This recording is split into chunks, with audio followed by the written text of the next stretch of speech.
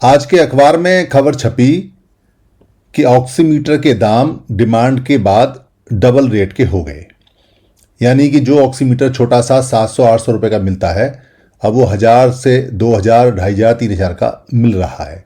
कई जगह पर मिल भी नहीं रहा है। जो सिलेंडर हैं गैस के, वो 40,000, 50,000 रुपये की खबर आ रही है। जो रेमडेसिविर इंजेक्शन है वो 57,000, 45,000, 40,000 एक वायल का ऐसा रेट आ रहा है। और यहाँ तक भी खबर आ रही है कि जो बेड हैं, वेंटिलेटर वाले बेड हैं, उनको बुक कराने के लिए या उनको ज़्यादा पैसे देकर वो रिजर्व कराए गए हैं। बहुत सारी खबरें फ़ोन पे दोस्तों से, जानकारों से, अखबार से मिल रही हैं। और जो लोगों को इस चीज़ की आवश्यकता है, जो लोग बीमार हैं, उन तक चीज़ें नहीं पहुंच रही हैं। मतलब चीज़ें देश के अंदर हैं, चीज़ें मार्केट के अंदर हैं, मगर जिनको ज़रूरत है वहाँ तक पहुँच नहीं पा रही है, और जिनको ज़रूरत नहीं है उन्होंने स्टॉक करके रखा हुआ है। सीधा सीधा अगर मैं कहूँ तो मैनेजमेंट नहीं है, यानी कि चीज़ों के वितरण की व्यवस्था नहीं है, कोई सेंट्रलाइज सिस्टम नहीं है, कोई ये कहने वाला नहीं है, पूछने वाला नहीं है कि पूरे देश में कितने गैस के सिलेंडर कहाँ कहाँ हैं, पूरे देश में जो दवाइयाँ हैं वो कहाँ कहाँ पर हैं, कहाँ ज़्यादा दवाइयाँ हैं, कहाँ ज़्यादा ज़रूरत है, वहाँ से कैसे मंगाई जाएं, कैसे ना मंगाई जाएं। ज़रूरत के लोगों को चीज़ें मिलनी चाहिए पहले। जो ज़रूरत के लोग नहीं हैं, जो उसको रिजर्व या एडवांस रखना चाहते हैं, उनको वो चीज़ें दे देनी चाहिए। पिछली मारामारी में जो कोरोना की 1 और 2 लहर आई थी, मार्च में और अप्रैल 2020 में, और उसके बाद अक्टूबर नवंबर में, काफ़ी लोगों ने ये छोटी छोटी आइटमें खरीदी थी। जैसे ये ऑक्सीमीटर है, ये बहुत सारे लोगों के घर में बेकार पड़े हुए हैं, मगर उन लोगों को ये बताने के लिए कोई जगह नहीं है कि हमारे पास ऑक्सीमीटर है, अभी काम नहीं आ रहा है, तो जिसको आवश्यकता है वो ले जाए। बहुत सारे लोगों ने पिछली बार सिलेंडर खरीदे थे, कुछों के खरीदे हुए रहते भी हैं। कुछ सिलेंडर गैस के तुरंत बनाए भी जा सकते हैं, बदले भी जा सकते हैं, मगर कोई सेंट्रलाइज सिस्टम अभी तक भी इस महामारी में नहीं आया है जो ऐसा अनाउंसमेंट आए कि ये एक सेंट्रल बॉडी है, ये महामारी का एक आपातकालीन मैनेजमेंट है। इस मैनेजमेंट में 30, 40, 50 हज़ार लोग लगे हुए हैं। इसकी एक वेबसाइट है, इसका एक ऐप है। कोई आदमी अगर बीमार होता है तो वो अपनी खबर इस पर दे, उसके आसपास में जो चीज़ें अवेलेबल होंगी वो उसे मिल जाएंगी। कितने बेड कहाँ पर हैं, कितने डॉक्टर कहाँ पर हैं, कौन सी दवाई किससे पूछना है, किससे फ़ोन पे बात करनी है। इतना बड़ा देश और इतना बड़ा सिस्टम होने के बाद भी आपातकाल इमरजेंसी का कोई सिस्टम नहीं है। यानी कि सारे हॉस्पिटलों को जोड़ने का, चाहे वो प्राइवेट हैं चाहे वो गवर्नमेंट हैं, या जो पब्लिक के पास साधन हैं मौजूद हैं, या जो पब्लिक के पास बेकार में दवाइयाँ लोगों के घर पड़ी रहती हैं, जैसे किसी ने दवाई खरीद के रख ली है, फालतू है, काम नहीं आई है, वो अब काम आ सकती है, मगर वो अपनी दवाई को दे किसको, वो अपना ऑक्सीमीटर किसको दे, वो अपना गैस का सिलेंडर दे किसको? क्योंकि हर एक आदमी को ये लगता है कि अगर मुझे ज़रूरत पड़ेगी तो मुझे कैसे मिलेगा। इस चिंता की वजह से जो ठीक लोग हैं उन्होंने इसको दबा के रखा हुआ है, वो नहीं देना चाहते, क्योंकि उनको ये भरोसा नहीं है कि कल को अगर उनको ज़रूरत पड़ेगी तो उनको मिलेगा कैसे। ये आपातकालीन सिस्टम जो मैनेजमेंट के स्टूडेंट हैं, यहाँ इतनी टॉप यूनिवर्सिटी हैं, IIM, ये दरअसल बेकार हैं, कूड़ा हैं। अगर ये आपातकाल में देश में कोई मैनेजमेंट नहीं दे सकती हैं, या जो ये सिस्टम है जिसको सिस्टम कहा जा सकता है, वो बेकार है, कूड़ा है। अगर वो इस महामारी में, इस डिजिटल मीडिया के पूरे युग में एक ऐसी वेबसाइट रातों रात नहीं बना सकता, या एक ऐप ऐसा नहीं बना सकता, या सारे सिस्टम को नहीं जोड़ सकता, या सारे लोगों को मदद के लिए 1000-2000 फोन लाइन नहीं खोल सकता, या डॉक्टरों को नहीं बैठा सकता, तो ये मारामारी ऐसा लगता है कि जैसे जानबूझ के क्रिएट की जा रही है, बढ़ाई जा रही है। क्योंकि महामारी में और युद्ध के समय सबसे ज़्यादा जो फायदा होता है वो व्यापारियों को होता है। लोगों को चीज़ों की आवश्यकता होती है, लोग डर जाते हैं, वो उसको इकट्ठा करते हैं और वो दाम डबल, ट्रिपल, चौबल कर देते हैं। एक रेमडेसिविर का इंजेक्शन जो 1000, 2000, 3000 का आता है, वो 45,000, 57,000, 60,000 तक में जा रहा है। नकली है या असली है इसका भी पता है नहीं। तो इसलिए इन सब चीज़ों को रोकने के लिए अगर सिस्टम कारगर नहीं होगा, लोगों की नीयत ठीक नहीं होगी, तो महामारी विनाश में बदल जाएगी, तो महामारी और ज़्यादा बढ़ जाएगी।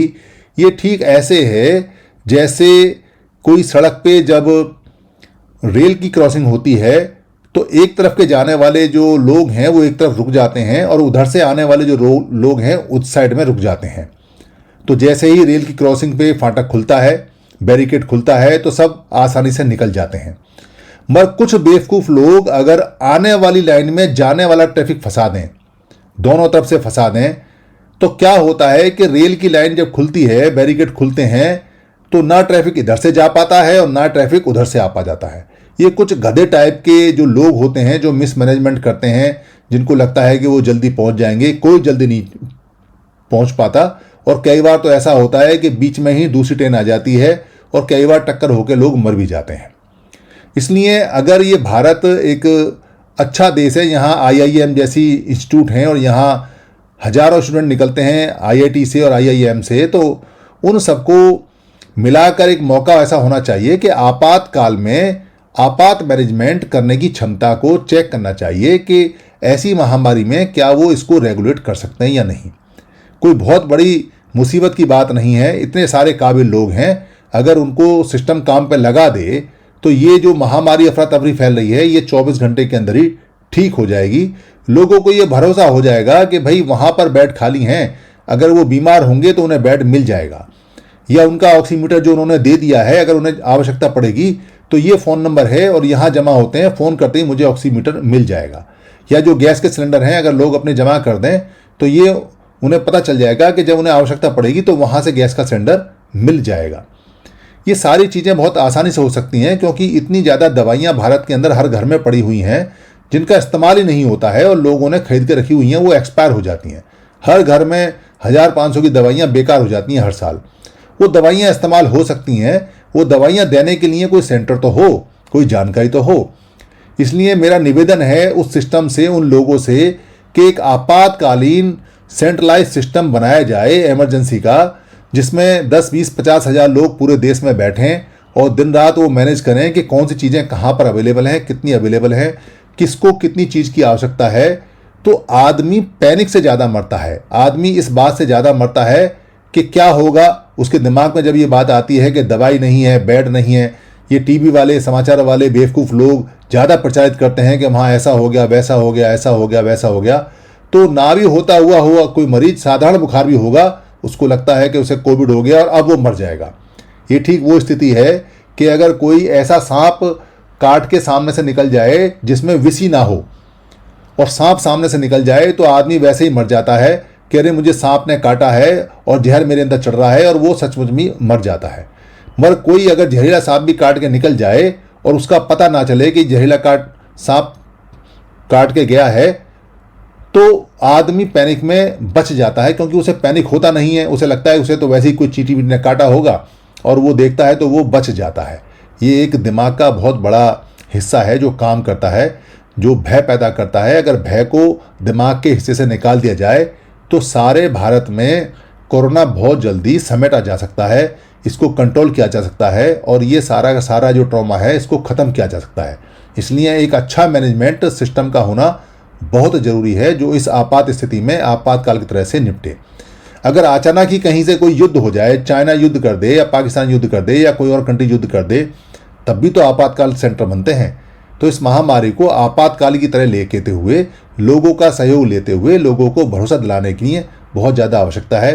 ये जो खबरें अखबार में आ रही हैं कि वहाँ पे सब्जी 2 रेट में हो गई, वहाँ महंगा हो गया, वहाँ ऑक्सीमीटर डबल रेट में हो गया, ऑक्सीजन का सिलेंडर 40,000 में हो गया, रेमडेसिविर इतने में हो गई, इससे अफरा तफरी बहुत ज़्यादा लोगों के दिमाग में बन रही है।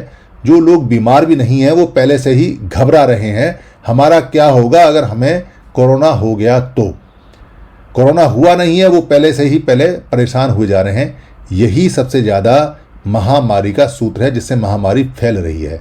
इसको ख़त्म करने के लिए सिस्टम अगर चाहे तो आज मैनेजमेंट करे और आज ही कोरोना ख़त्म होना आवश्यक हो जाएगा, शुरू हो जाएगा। धन्यवाद।